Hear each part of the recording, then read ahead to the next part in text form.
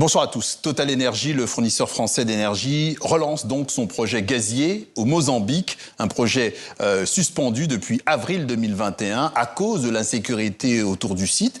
C'est une attaque djihadiste, meurtrière, plusieurs centaines de morts à l'époque, qui avait entraîné l'arrêt de l'activité. Le Mozambique a signé avec le Rwanda un nouvel accord pour sécuriser la zone où l'usine est en construction. Antoine Delpierre, Stéphane Da. L'état de force majeure décrété après l'attaque djihadiste de 2021 et l'interruption du projet pendant 5 ans n'auront pas eu raison du complexe gazier porté par le président Daniel Chapo et le patron du géant français Total Energy, Patrick Pouyanné. Majeur, l'enjeu l'est tout autant pour les promoteurs du projet. Avec ses 20 milliards de dollars de budget, c'est l'un des plus grands investissements privés jamais réalisés en Afrique. La promesse de 35 milliards de dollars de recettes pour le Mozambique sur toute la durée d'exploitation.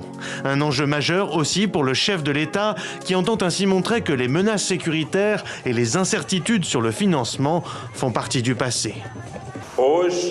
Nous réaffirmons devant la communauté nationale et internationale que notre pays est capable de surmonter les défis, de restaurer la confiance des investisseurs et de créer les conditions d'investissement sûrs, responsables et durables.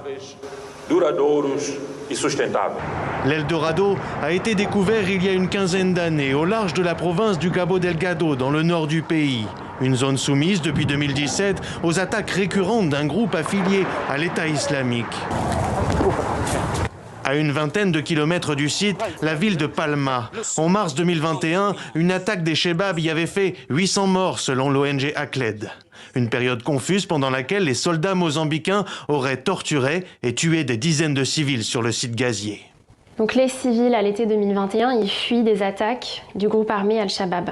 Et ils vont être interceptés par l'armée mozambicaine, dont des membres de cette force spéciale qui est soutenue et financée directement par Total Energy, qui vont, sous couvert de les accuser arbitrairement d'appartenir à Al-Shabaab, les enfermer, les détenir arbitrairement, les torturer et, pour certains, les soumettre à une disparition forcée. Depuis novembre dernier, Total Energy est visé par une plainte pour complicité de crimes de guerre, ce que nie le géant français. Et début décembre, les gouvernements britanniques et néerlandais ont annoncé qu'ils se retiraient du projet, soit 10% du budget que Total et ses partenaires mozambicains ont dû compenser. Quant au prix du retard du lancement du chantier, il est évalué à 4,5 milliards de dollars. Total Energy a d'ores et déjà demandé une compensation au gouvernement mozambicain qui réserve sa réponse à l'issue d'un audit encore en cours.